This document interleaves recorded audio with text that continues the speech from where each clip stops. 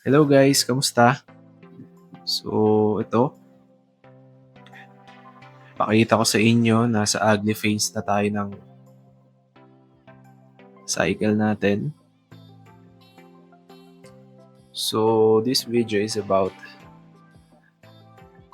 unboxing tsaka i-install ko yung ATO ko na parating.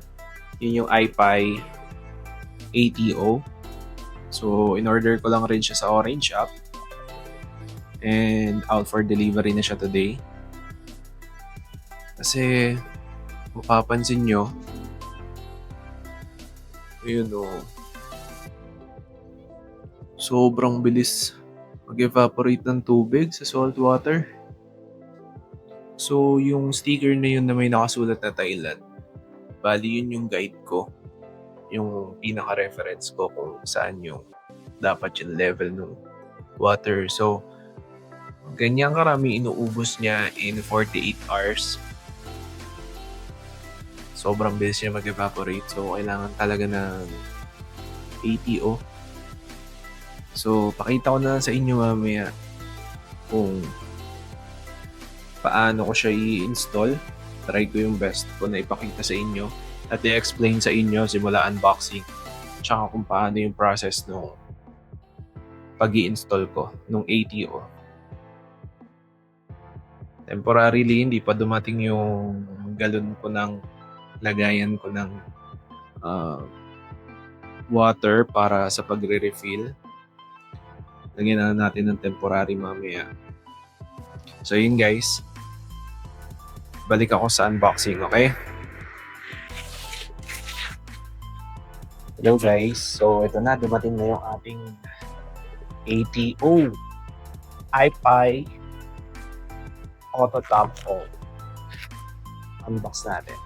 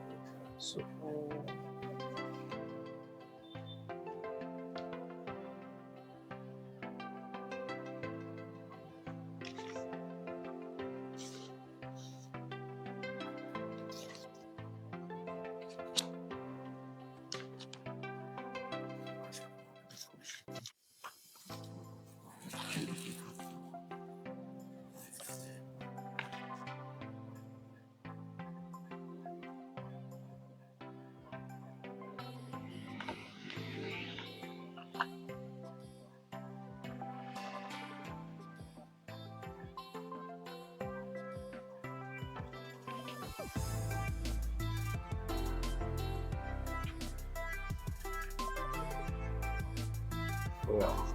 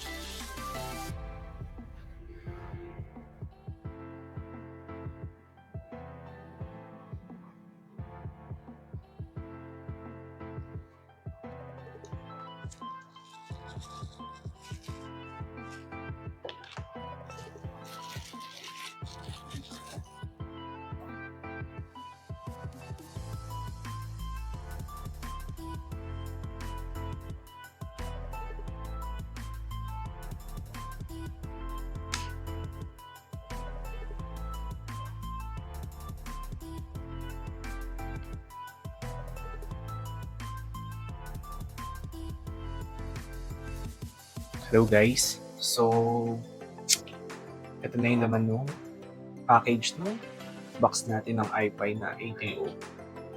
So, ito yung pinaka magnet niya. Malakas naman siya. Kung ang glass ninyo ay 1/4, sobrang ganda ng kapit nito. Currently, naka 3/8 ako, di ba? Nung tinry ko siya, medyo parang hindi naman sa hindi siya kakapit. Magmamagnet pa rin siya. Safe pa rin yung pagkakaset kung paano nyo siya sinet, ganun pa rin siya. Kumbaga, hindi siya magagalaw dun sa position niya. Not unless magalaw mo yung wire sa ilalim. Hindi na siya ganun ka-strong kapag naka 3/8 ka. Lalo na siguro kung 1/2, di ba? So, yun lang yung parang medyo pangit dito. Pero, tsura, ganda, quality. Yung build niya, quality. So, yung pos, ayan. Dinikit ko na siya. Pinasok ko na siya dito sa pump. Tapos, yung pump natin, ayan. 1 to 3 watts, 240 liters per hour. Okay na din, not bad na rin, di ba? Kasi kung ano nun, depende na sa inyo. Kung ayaw nyo na pwersado yung pump niyo, edi set nyo yung sensor ng mas mababa kesa patagalin nyo pa like every 2 days or every 3 days pa siya bago siya magta-top off, di ba? Bago siya gagana. Yung hose, I think parang 2 meters yung included dun sa package. Okay na din. Pero kung halimbawa, wala sa ilalim or wala nasa side lang.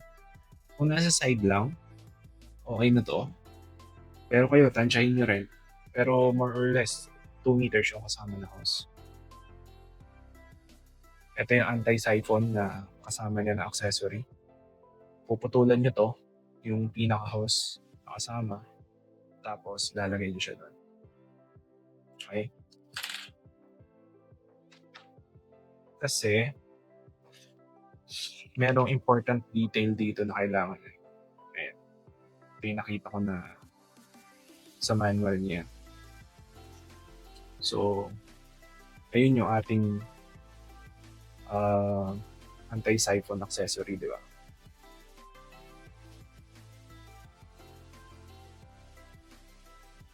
When the water level is below the sump. Okay? So, kung yung level ng paglalagyan mo ng pump is mas mababa kaysa dun sa sump mo, ilalagay mo yung anti-siphon mo doon malapit sa return. Okay? When the water level is higher than sump. Kung yung paglalagyan mo ng pump mo, yung ihigop na fresh water mo is mas ay mas mataas kaysa dun sa tank, sa level ng tank ng kung saan mapupunta yung flow ng pump mo. Kung mas mataas siya doon, kailangan yung siphon mo is nandito sa may pump after ng pump.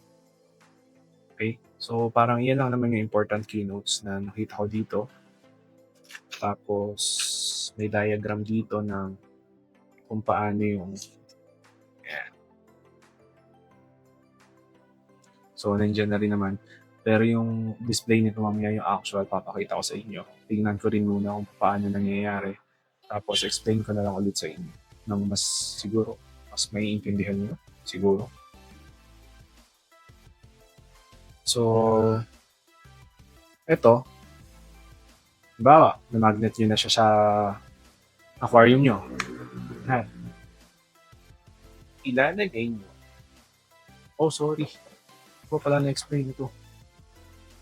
Yung pinaka-device. Dito sa device niya, ito yung power source na i-connect nyo naman sa pump. Okay? Tapos itong dalawang wire na to, ang dulo nito ay itong dalawa. Ito yung sensor. Ito, temperature sensor. Okay? Ito naka-submerge. Bahala na kayo kung saan niyo siya ilalagay, pero ako do'n na lang din sa likuran kung saan yung nakalagay yung return pump ko papunta sa display pump. So ito, ikutin niyo lang. Tapos lulusot niyo yung wire doon. Yan. Tapos i-lock niyo na lang ulit.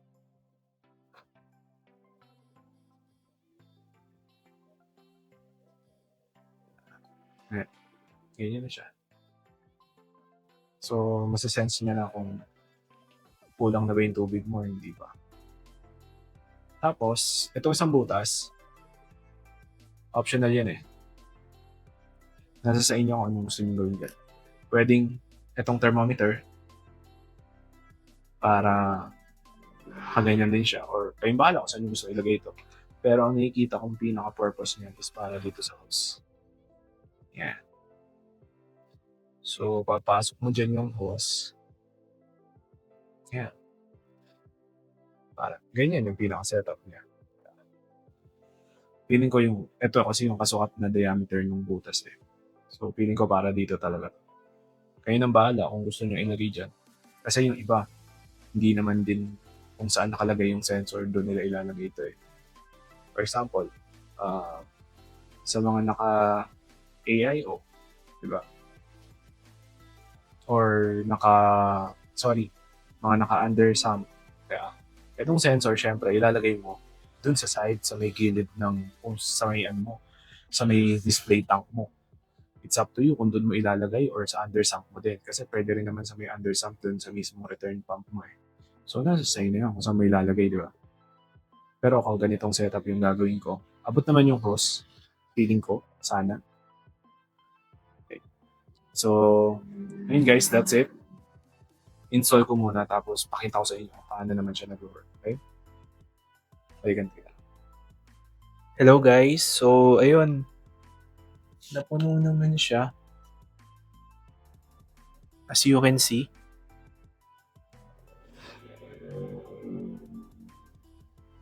Napuno naman siya.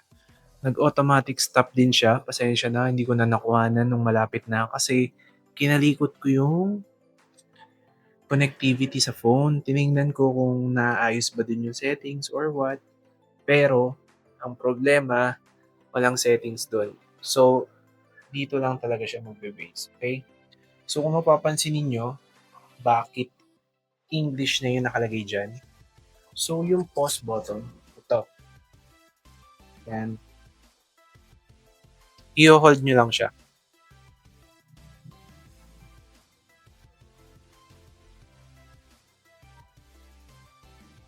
And so naging Chinese ulit. So i-hold nyo lang siya ulit pabalik.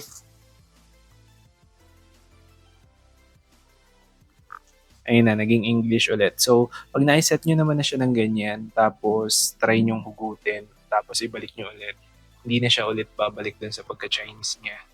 Ngayon, napansin ko lang, kanina, nung umandar siya, yung run times nadagdagan. Feeling ko, dyan mo makikita kung ilang beses siya nag-fill up ng water ninyo para dun sa automatic top up. Kasi, nung natapos siya kanina, di ba parang medyo wavy yung, yan. Makikita niyo yung sa sensor na yan, di ba nakadikit na siya. So, nag-stop na siya. Kanina parang medyo wavy siya, dumadampi-dampi lang. Nag 5 times ito. Yung run times ko, nag 5 times. Tapos, kagandahan dito kasi, yung temperature, feeling ko accurate siya. Kung meron man, baka point something lang. Pero, nandyan din kasi yung point eh. So, ibig sabihin, mas accurate siya kesa dito sa sticker na ganito. Hindi ko lang siya makompare dun sa nakasubmerge mismo na thermometer. Pero, feeling ko naman, all goods na ako dito. So, ang nandun lang rin naman sa settings is ito. Yung button na yan, kapag diniinan mo siya, mag-factory reset siya. Babalik lang siya dun sa pagka-Chinese niya. Hindi ko ngayon alam kung para saan pa yun. So, next time na lang singit natin. So, that's it. gumana naman siya. Yeah. So, less worry na ako na laging nagkukulang yung laman ng display tank ko. As you can see, ayun, nag-minimal na rin yung parang mini bubbles niya. Kapag kasi sobrang baba ng water level ko dun sa may pump ko, grabe, ang pangit tingnan nitong tank na to. Kasi parang may mga, ayun nga, may mga micro bubbles siya na makikita ka dyan talaga na parang alam mo kung ano man siya. So, that's it guys. Thank you sa panonood at umabot ka hanggang dito sa dulo. Hopefully kahit papaano naman na-explain ko naman ng maayos kung ano yung produkto na ni-review ko. Hindi naman siya ni-review. In-unbox ko lang tapos in-explain ko lang sa inyo. So, that's it guys. Bye-bye ulit. Hanggang sa muli.